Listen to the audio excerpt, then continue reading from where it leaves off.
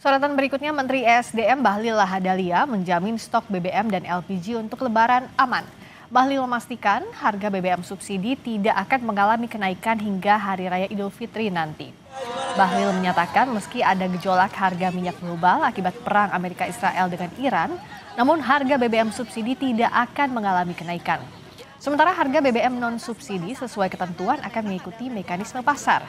Bahlil juga bilang sudah melakukan rapat dengan Dewan Energi Nasional untuk mengantisipasi stok BBM dan LPG jelang Idul Fitri. Bahlil meyakinkan stok BBM subsidi sudah mencapai 20 hari sesuai standar nasional.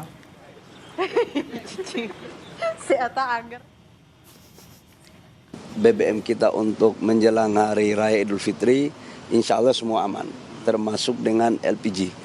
Jadi nggak perlu ada keraguan sekalipun memang ada terjadi dinamika global di Iran dan Israel.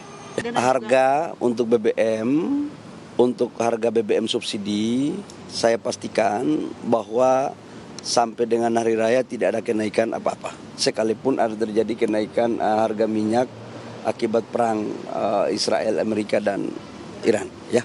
Tetapi kalau untuk harga BBM yang non subsidi itu memang mekanisme pasar dan itu kan sesuai dengan Permen tahun 2022 daripada ESDM.